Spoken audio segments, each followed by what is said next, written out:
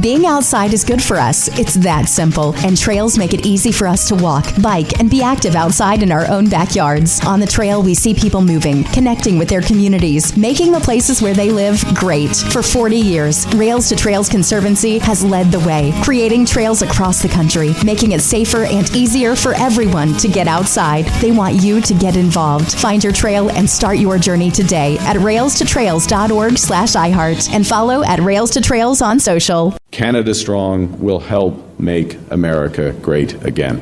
Make America great again. Make America great again. Hey now!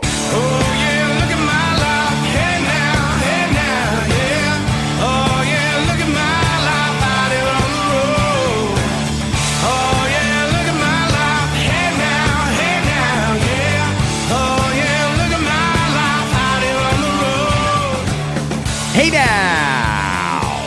Happy Friday, friends. Welcome to Scott Fox After 9. It is a listener DMs episode. To start off, yeah, that's legit. Let me play it again. Let's be absolutely clear. Canada Strong will help make America great again. We're making America great again, everybody. Mark Carney is Maple MAGA. Huh? How about that? You know, it's funny. Anytime I get into any sort of a social media exchange or somebody from the left wants to chirp me, they'll often call me and other conservative voices as well. They'll call us Maple MAGA. And I've never really understood why. I'm critical of Donald Trump, too. I'm not thrilled with the way things are going with the Americans either, but for different reasons than people on the left. Now the left is MAGA. You just heard him say it. I'm going to do it again. It's great. Be absolutely clear. Canada Strong will help make America great again.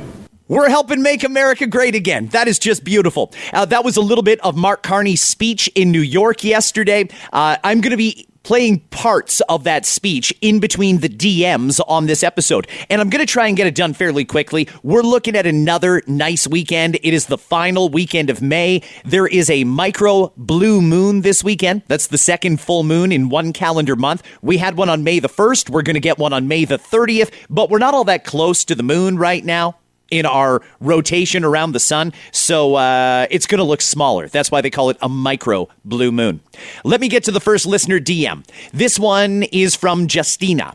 Scott, I recently relocated to Toronto with my partner for her job, and despite being a registered early childhood educator with years of experience teaching children in both Canada and Europe, I have struggled to find stable full-time work in a field constantly claiming to face staffing shortages. I've applied to countless positions and attended interviews, yet many centers continue hiring educators where English is not their first language. I've personally seen children struggle to understand those educators, which can affect their communication and development. It's incredibly discouraging because I know I'm skilled and passionate about what I do, yet quality educators seem to be getting left behind. The $10 a day childcare system has not worked properly, and many cheaper private centers seem more focused on keeping costs low than providing high quality childcare or paying educators fair wages. Justina, thank you very much for that. To you and your partner, welcome to the greater Toronto area. That's where I come to you from just about every day. I was never a fan of the $10 a day childcare to begin with. I think that we need to remove as many barriers as possible to get women into the workforce, but having everyone pay for the childcare of a select few, that never seemed reasonable to me. To me, that should be means tested. And if the government is going to subsidize daycare, it should not be for people that are making $500,000 a year. Those people don't need the subsidy. We could do better subsidies for people making less if we took away the subsidy from people that make more. I also don't like that the system is being abused in that it's so cheap for a lot of parents that are home. They just don't want to watch their kid. It's cheaper just to pay the $10 and send the kid off to school or off to daycare so that they don't have to deal with the kid and they can just go on with their day. And I don't want to judge anybody. Everybody's in a different situation, but I am aware that that's happening. And in some cases, people are abusing that. I think we need to rethink childcare. I don't want to take it away. I want to make sure that there is always a subsidy there for people who need it. I want to make sure there's no barriers to parents getting into the workforce, but it's got to make sense for the taxpayers. And we've got to be offering a quality education as well. That, I think, is the top expectation of parents. Well, second biggest expectation. Number one is that the kid is safe and well cared for. Number two, that they're getting quality education. If this is a very, very well qualified early childhood educator that can't even get past the interview, I think we've got a problem here. Okay, friends, let's go to more of Mark Carney speaking in New York yesterday. This one is about a minute and a half long. With America's growing energy needs because of the incredible transformation here, does it really make sense to build the gigawatts here needed to replace Canada? On automobiles, Canada is far and away America's biggest customer, and an integrated North American market for production is the best and most durable way to confront truly intense global competition. On critical minerals, with our endowments from potash, nickel, copper, uranium, lithium, cobalt, beyond, Canada can be the most reliable supplier that America needs to put affordable food on the table, strengthen national defense, and meet the exploding demand to power AI. So Alex is right. We shouldn't underestimate the future. As the United States approaches its 250th birthday, happy birthday, as the most in advance, but it approaches this moment as the most dynamic, resilient, and inventive country the world has ever seen. As a country whose founding values of liberty, democracy, justice, and openness should continue to serve as guides to its future and the future of the world. That future should include a new partnership with Canada, a true partnership that reimagines cooperation in specific sectors that are deeply challenged by global competition, a partnership with a different Canada, a stronger Canada, a more confident Canada, a country that is applying the lessons from past crises, a country unleashing its enormous potential, a country aggressively translating our belief in openness into dozens of new partnerships, a country that's predictable, reliable, and principled in a world that's anything but. You know, as a conservative, and that's my bias, by the way, I try and declare that as often as possible. I want you to know that what you're getting from this podcast is coming from me through the lens of a conservative. I have a bias. I can't do anything about that other than declare it so that you know. And my ongoing challenge to all members of the media is you should declare your bias as well. If you're a reporter at the CBC and you're a card-carrying liberal, maybe your viewers should know that when you're presenting your story, it's coming from the lens of someone who's on the left. I think that would make journalism much more transparent. Let's put it that way. Mark Carney saying a lot of things there that were very nice about America. It occurs to me as a conservative, if I had said all of those exact same things about America, the left would have a meltdown. How dare you? You're Maple MAGA. Is Mark Carney now Maple MAGA? Can we accept that? You know what? Let me go a little further. Mark Carney gave a speech yesterday that was basically designed for two things. Number one, hopefully to try and attract some investment. Number two, to kiss up to Donald Trump. Today, the numbers came out. Canada's now officially in a recession. Back-to-back quarters with negative growth. In fact, they down-revised the fourth quarter of last year. They actually made it worse than we thought it was. We are in a recession. It's a recession. Everyone needs to accept that the country that apparently has the greatest economy in the G7 is now in a recession, and we're the only one. Mark Carney knew that. He knew that probably a couple of days ago. They're announcing it to the public today. The Prime Minister would have been privy to that information much sooner. Even he knows, screwing around with the Americans for the last year, taunting them, trying to claim that there's a rupture and we're going to go and work with China, and we're going to maybe even become part of the European Union. All that did was slow things down and drag our economy into a recession. If Mark Carney had gotten a deal done when he said he could get it done, maybe we wouldn't be in a recession. It's hard to say. Listen, I maintain we've been in a recession for a very long time. But this happened on the Liberals' watch. This happened on Mark Carney's watch. Canada is in a recession. And now Mark Carney's got to do something about it. What's the first instinct? Okay, well, I guess now we got to fix things with the Americans. I'm wondering for you elbows up folks, You card-carrying liberals that were going to get behind the prime minister no matter what. No matter what you heard or what he did, you were going to be behind Mark Carney because you hate Donald Trump. Well, there's Maple MAGA there, Mark Carney, going off raving about the Americans and trying his damnedest to get a deal done with the Americans or get some trade done with the Americans. Do you still feel that way? Are you turning on Mark Carney, or are you going to betray the values that you said you held? It's an open-ended question, and it's not coming from a mean-spirited place. It's a genuine curiosity. I'm wondering, do you feel duped? Do you feel like you got taken on a ride and then dropped off and thrown in the ditch? Because that's basically what happened. We're right back to where we started. Now Mark Carney is again, hat in hand, got to go and try and get a deal done with the Americans. He actually said, make America great again. I've got more of the Prime Minister coming up. Another DM. This one from JS. Scott, I completely agree with your frustration dealing with the new passport application process. This weekend, I was helping my parents renew their Canadian dental plan using the Service Canada website. This is the worst site I have encountered in years with the amount of verification required and how un-user-friendly this site is. No disrespect. I cannot imagine how a senior can figure this site out.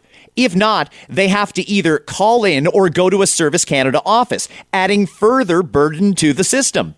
If the process of the online verification is to make the process easier, it has failed miserably. Another situation. Taxpayers got wasted. Tax money got wasted. JS, thank you. The whole Service Canada thing needs to go up on the hoist. We've got to rethink what we're doing. We've got to figure this out because, frankly, it's not an efficient system. They're supposed to serve 44 million Canadians. Some of them will be every 7 years. Some of them will be multiple times a year. Why are they only open from 8:30 until 4? What are teachers and people that have 9-to-5 jobs supposed to do? They supposed to take a day off? Then we got to pay a substitute, upend your kid's education so the teacher can renew their passport or get dental care? It's a mess. It's a mess. They've got to reform or overhaul Service Canada. Do I want to do another Carney here? Yeah. You know what? I'm going to do another Carney. This one is 1 minute long. While Canada and the United States have had our differences over the centuries, we have always worked and eventually worked through them, because we share values and our common interests run deep. They run through our economies. Canada is America's largest customer. Whoa. Hang on a second. I got to hear that part again, because that's language that I have not heard this prime minister use. You know, he's done everything he can, him and his ministers and all of the people below him. It has been a full-blown assault of anti-American rhetoric. Now he's acknowledging our shared values? Wait a second, I gotta hear that again. While Canada and the United States have had our differences over the centuries, we have always worked and eventually worked through them, because we share values and our common interests run deep.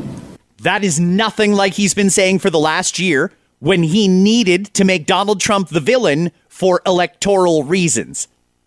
Now he's got a majority, although it is it's hanging pretty loose in the tree there. But nonetheless, now we have shared values that run deep. What happened to the rupture, Mark? Man, the true elbows up folks have got to feel so confused right now. I mean, I'm shocked at what I heard the prime minister say yesterday. Next DM. This one is from Christina. Hey, Scott, just listening to an episode of the pod I missed. I'm a newer listener with the referral coming from my husband. He follows a lot of news, where the news started to give me anxiety. My husband would always insist I should know what's going on and be aware. I'm not interested in politics, partly because there's so much misinformation and biased narratives that it's hard to follow. But he said I should take a listen because you really bring it down to a normal folk level to understand. I understand you have a bias, but I love that you're transparent about that. I also love that you give all of the information and allow whoever is listening to make up their own mind. Although I still feel helpless with whatever is going on in Canada, it still stresses me out. I just want to say I appreciate the pod. It's been an easy listen to get actual news. So thank you for that. And I'm glad he gave me the referral. He follows you on X. Thank you very much, Christina, and to your husband as well. I appreciate that greatly. I love what I do. I do this for no money. I don't get any government subsidies or anything like that, even though I'm told I'm entitled to them. I don't take that because I don't like the way Canadians are given information. And I don't like that news is restricted on social media. I don't like that we are having a harder time talking out our political differences. I think that if we had actual conversations, we could probably make a lot more progress in this country. The problem is the news and the information that gets fed to us is done with such bias, as you acknowledged, that people are really not totally informed on what's going on. They're shown the side of someone the media wants you to see, and they omit all the things that might make you think, if you're a critical thinker, might make you think, wait a second, that's not what I was told was going on. Okay, that's why you need podcasts like this. And there's a whole bunch of people similar to me that do similar things. Nobody does it quite like me, but there's a lot of good voices out there that are trying to show you the other side of the story because the news media is not giving it to you. Why is the news media not giving it to you? Well, for a couple of reasons. A lot of them are liberals. A lot of them have the same ideology as the people currently in power. But also because the government is paying out billions in subsidies to the media. People have got jobs because they don't criticize the prime minister, because they aren't overly critical of this government. And nobody wants to lose their job right now. Scary time out there. Next message. This one is from Vass. Hey, Scott, loving the podcast. One question and a comment. Can you explain why Canada won't or has not built any refineries? Do we have any? And if not, why? Nobody ever talks about that. And I just want to let you know, I was looking into the parking situation at Rogers Stadium at Downsview Park because I'm going to see Bruno Mars on Saturday. Well, you can only purchase parking passes on Ticketmaster. I go on and nothing's available. Then I come to find out people are reselling parking passes on StubHub and SeatGeek for $500 plus. It's a parking spot. How is that legal? Thanks for the great work you do. Oh, and one more thing. I think you should have Mario Z on your podcast. I think that would be great. You are talking about Mario for the North, Mario Zelaya. He's great. I love Mario. I've met him a number of times and just a real smart, down-to-earth guy. He's another one who doesn't take any government subsidies. He's just trying to inform people of what they're not getting from the news. What else in this message here from Vass? Have fun at Bruno Mars. That is outrageous that people are selling parking spaces for $500. But keep in mind, the government rushed into a decision in Ontario, and I happen to disagree with the decision they made, partially. You can't resell tickets for a profit in Ontario anymore. I mean, in theory, I guess that works. It should bring ticket prices down, but I think it's just going to force ticket resale underground. Like, nobody's going to win here. You don't even get the protections that you would get if you bought resale tickets through StubHub or Live Nation or Ticketmaster. I don't think we did this one properly. I don't think that someone should not be allowed to make a penny if they want to sell you a ticket that they can't use or for whatever reason they bought it. There's a lot of ways we can tackle high ticket prices, but just mandating you can't sell it for a penny more than face value, I don't think that was the smartest decision. I think if we had talked this out and talked to a few more stakeholders in the meantime, we probably could have come up with a better, more reasonable solution. Maybe you can't make more than 20% above face value or something like that. There's a lot of people who buy seasons tickets, or they've got seasons tickets for, say, the Blue Jays. They've been in their family for years. Well, they can't go to every Blue Jays game, so they'd like to sell off a couple here and there. They bought those tickets. Why should they not be allowed to make an extra $10 a ticket? Especially if they're good seats. Doesn't make sense to me. I think that we rushed into that one. And it seems now that people, because they can't really make a profit on selling the tickets, are going to just sell those parking spaces. Well, that's a technicality, but I applaud the ingenuity. Very, very good. It's obnoxious, but there's a supply and demand thing out there. We really could figure this out and make the system work for everybody. It's just there's got to be a will to do it, and it shouldn't be political. You know, the people that make these decisions in government should really consider what could go wrong when they think of a new policy. I could have thought of a dozen things that would have went wrong with not allowing people to resell tickets for any profit.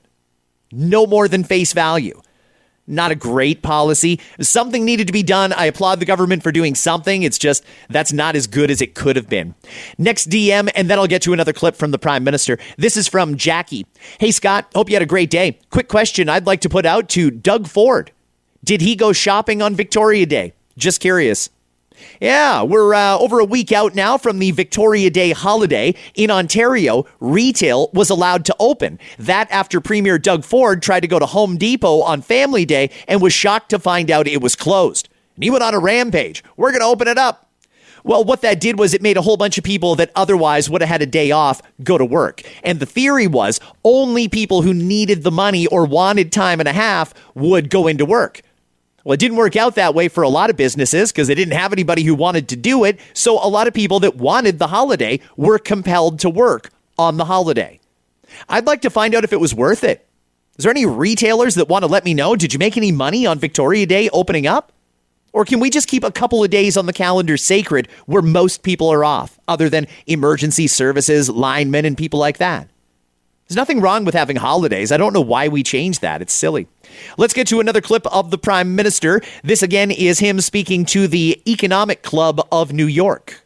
Our pension funds are amongst, and some of them are here if you need money, our pension funds, although I'm not sure the Economic Club of New York needs money at him or has money to, but our pension funds are amongst the most sophisticated infrastructure investors in the world, and our banks amongst the most resilient.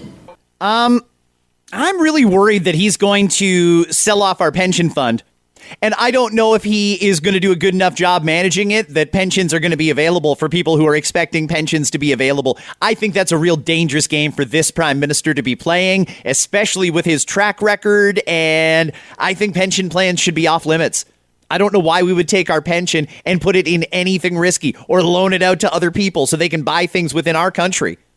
I think it's silly. I really hope that this Prime Minister leaves that pension fund alone because we won't know until he's long gone. After he's not Prime Minister, that guy is out. His family lives in the States. He's moved his business to the States. As soon as he's done being Prime Minister, he's out. Well, we got to live here forever, and a lot of us are counting on that Canada pension plan to eventually be there for us. I don't think we should be playing dangerous games, especially when we're the only country in the G7 that's now in a recession. This next DM is from Lindsay. Hey, Scott, this is for Listener DM Friday.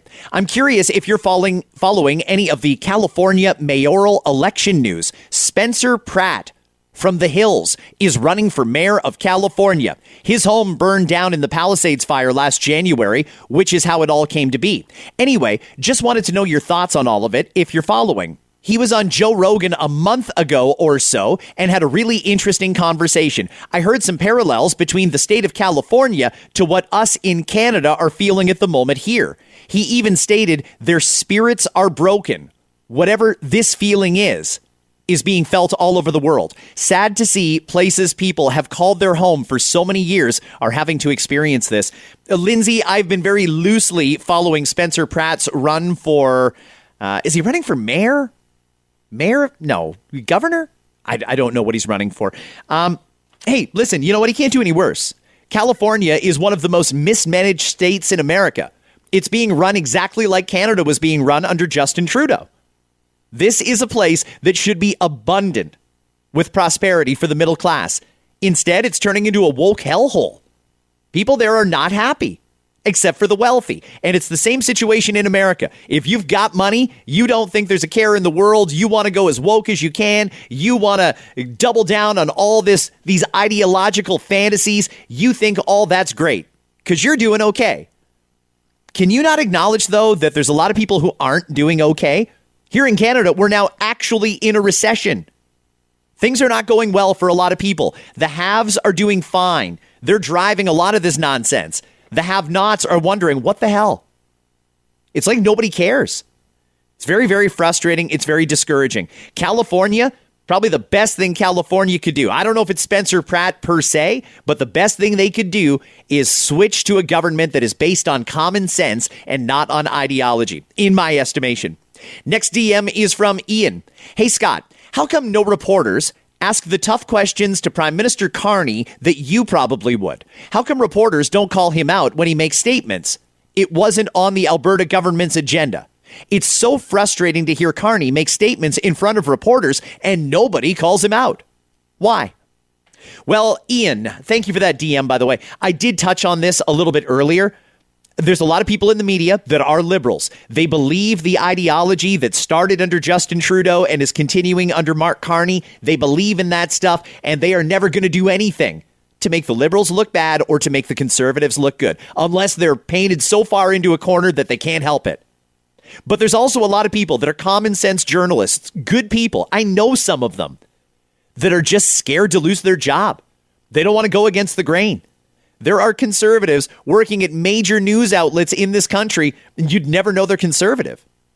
Hey, I'd rather not know the political ideology of any reporter, to be honest with you. I'd really rather they just tell me the who, what, where, when, why, and how. Just give me the facts. I'll make up my own mind. But since so many of them are trying to indoctrinate the public, I think that it's fair that there should be a bit of a balance. But those conservatives, they're afraid to speak their true opinion. They don't want to share their common sense ideology around the workplace because they're afraid they're going to lose their job. The media companies are so dependent on government subsidies right now, and reporters, journalists, editors, they all know. Go against the grain and you're going to lose your job. It's just all there is to it. You're putting a target on your back. That's the word on the street with the mainstream media. Nobody wants to actually do their job because they're trying to protect their job, as silly as that sounds. Here is more of the Prime Minister. This is him doing a bit of a Q&A at the Economic Club of New York. We restored access for Chinese vehicles, electric vehicles, to the same level as it was in 2024 when things broke down, which, to put in context, is 49,000 vehicles in a market that's 1.8 million vehicles, so less than 3%. And with that's at the MFN tariff rate, which 6.5%, and then above it, it's at 100% tariff rate. So basically, that's the cap on Chinese vehicles coming in. And historically, they're all Teslas. It looks like most of the ones that'll come in are Teslas as well in the short term. Now, over time, we're going to get lower cost, broader range of things, but in a controlled way. Interesting. The Prime Minister acknowledges we have to let these Chinese EVs in a controlled way. The spy cars. That's what many are calling them, the spy cars. The Prime Minister clearly taking a little bit of heat there in New York for that decision to allow those vehicles into our market. And by the way, I would like a clear answer from the Americans. If a Canadian buys one of those Chinese EVs, are they going to be allowed to cross the border with it and take it into the U.S. if they want to do a road trip, or their kids got a sporting event down in Western New York, or they're driving to Disney World? Are you going to stop those cars at the border? Do they present a national security threat to America? I think that we should know all of these things before we even think about buying any of those cars. Put it that way. Next DM. In fact, the next few are all to do with Bill C-22. This one from Brian. I wonder if everyone that supports Bill C-22, because they support the government of today, realize that one day in the future, the government could change. And then the government of the future will now have the powers of Bill C-22. Tables turn. Brian, that's such an excellent observation. For everybody cheering on the federal government, and I don't know if there's many that are in favor of C-22. I think every day more and more people are starting to ask, what is with this bill? This seems scary. And it is scary what the government wants to give themselves in the way of surveillance ability on Canadians. When it comes to Bill C-22, just keep in mind, you liberals think this is great. Okay, for whatever reason, whoever it is you want to surveil, this is great that we've got that. Eventually, we will change governments. Eventually, it'll be a different cabinet that is ordering the police to order someone's microphones be turned on. Eventually, it'll be a different government that'll make the decision about who is going to be subject to surveillance. And by the way, the government doesn't necessarily make those decisions. That's usually made by the police. This is a big integration, though, between police and government, in my estimation, my reading of it anyway. I really hope C-22 doesn't go. I really hope it doesn't. I think this is a bad thing. And frankly, if the Conservatives promise to repeal C-22, if they're elected, I think that could be something that'll help put them over the edge, because it's not a left-wing, right-wing issue. It is a right versus wrong issue. And C-22 ain't it. This one from Alex. Scott, imagine the C-22 backdoor is a purposely thought out and targeted attempt to get the big tech players to pull out of our market, allowing Chinese tech companies to move in and take the market, complying with backdoor requirements, essentially having us surveilled by our own government and China. It's a theory until it isn't. Interesting. There's a lot of tech companies that are going to pull out of Canada if C-22 goes through. C-22 and the CRTC's recent decision to order the tech giants to pay not 15% of their profit, 15% of their revenue to Canadian content development. I'll talk about Canadian content one of these days on the pod. I'm pretty intimately aware of how it works. I have argued in front of the CRTC many, many times. I'm familiar with how that body works. Ordering the tech giants to pay 15% of revenue to Canadian content development is going to make a lot of them leave. C-22, that should be the last nail in the coffin. What Alex is suggesting here is these things are being done intentionally. They want the Metas and the X's and the Googles and the Apples to pull out of Canada, because those spots will get filled by Chinese companies who will happily comply with the orders from the government. Like Alex says, it's a theory until it isn't. Let me change topics here. I was just talking about that CRTC decision to order the tech giants to pay 15% of revenue to Canadian content development. Yesterday, the Conservative members of Parliament were talking about this outside the House of Commons. Well, today, as we do every day, Conservatives entered the House of Commons to advocate to make life more affordable for Canadians. We did this by putting forward a motion that would call on the Liberal government to use its powers in Section 7.1 of the Broadcasting Act to reject the CRTC's decision to increase the streaming tax by 3 times, from 5% to 15%, on online streaming services like Disney+, Netflix, and Spotify. After 11 years of this costly Liberal government, Canadians are struggling to make ends meet. We know that. Everything costs more. Groceries, gas, rent, mortgages, etc. And now even the basics that Canadians use to unwind, such as their favorite music or their favorite TV show, have now just become even more expensive. This is a problem. In the short term, it's a direct hit to household budgets, but in the long term, it's a hit to investment. This type of decision impacts what companies do in our country. Experts like Dr. Michael Geist, a law professor at the University of Ottawa and expert in technology, has stated that the 15% streaming tax will place Canada among the most expensive operating jurisdictions in the world for streaming services. The Online Streaming Act, combined with this tax, sends a clear message that Canada is becoming a more expensive and more complicated place to invest. You know, these tech companies, if they don't leave, are going to pass that extra cost on to us. We're going to pay an extra 15% because a government commission is getting crazy with ideology here. How much money does the Canadian content system need, by the way? I'd just like to know. I want somebody to say, okay, we need $1 billion to develop the appropriate amount of Canadian content every year. And then let's add up how much is actually going into it. Because all the broadcasters pay it, digital outlets pay it. It's crazy how much people are paying into Canadian content development. And frankly, every time I listen to the radio or watch the TV, it's almost all American programming. Where's all this Canadian content that we were expecting? That's a topic for another day. Let's get back to the DMs. This one is from, I don't know if it's Yana or Jana. Hi, Scott. In regard to the video that you played on Tuesday when that man was yelling at Chrystia Freeland, I know you said it was deplorable and awful. I want to disagree with you. Listening to that, I felt not even 1 ounce of pity for her whatsoever. She is an evil woman. Her grandfather, Mikhailo Chomiak, a Ukrainian that was involved with the Nazi Party, that's a well-known fact. The man is an example of what happens when people have had enough. This is someone that is at his wit's end with the disgusting corruption that is happening in our government and that will continue to happen. She deserved everything that man was yelling, and she just sat there with a smug look on her face. I know I may sound harsh in my opinion, but I guarantee I'm not the only one who feels this way. I'm just saying what many others are thinking and maybe don't want to say out loud. Thank you.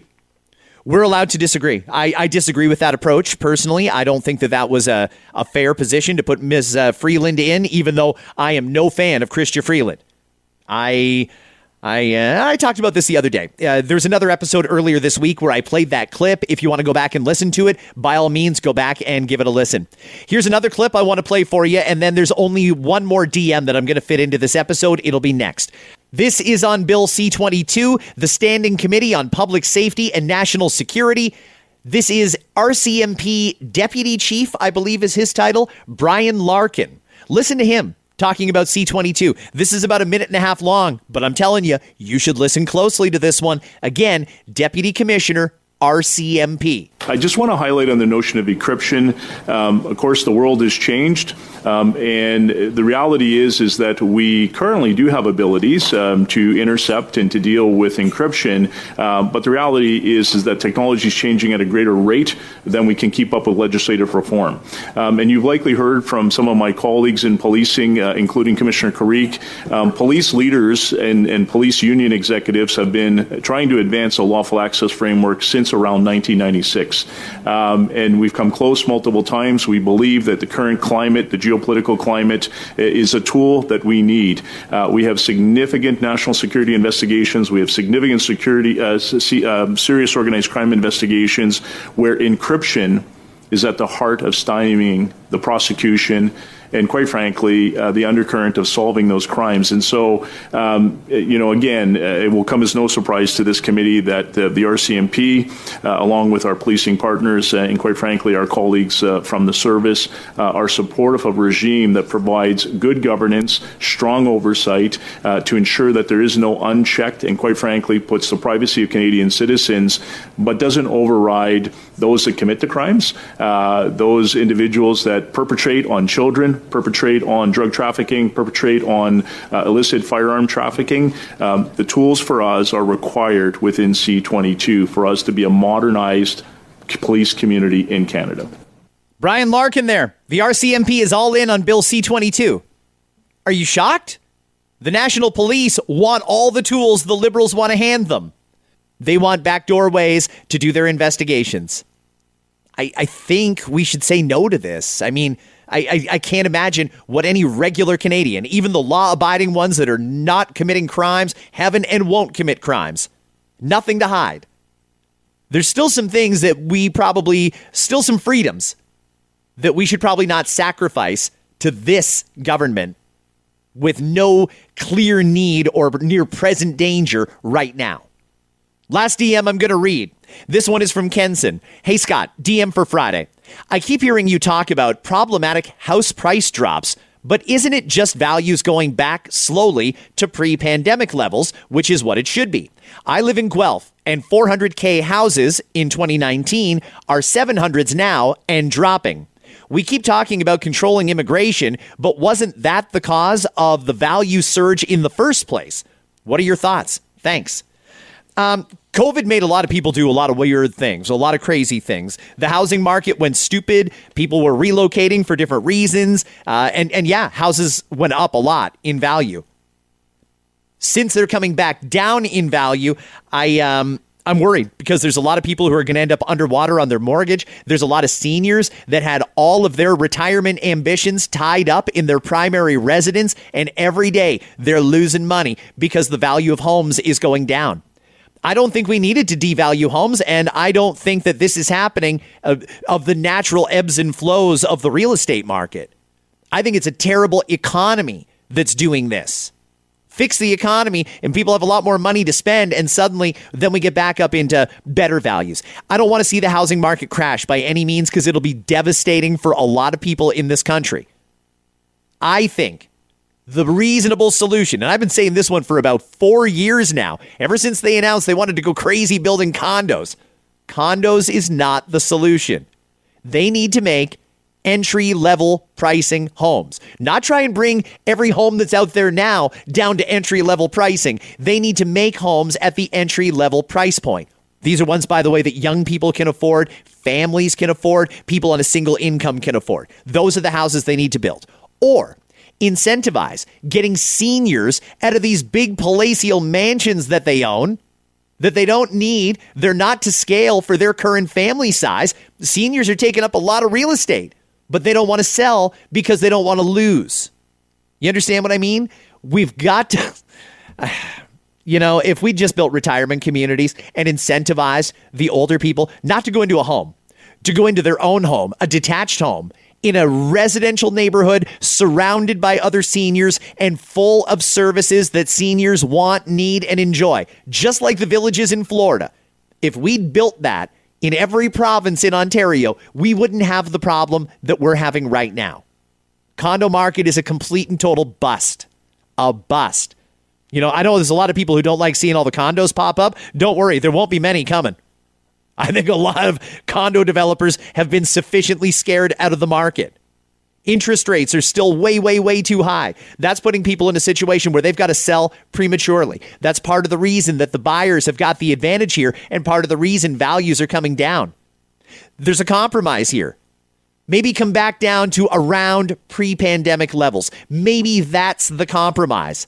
But I'm not seeing the compromise. I'm seeing a crash coming unless the middle class gets something to start making them prosperous again.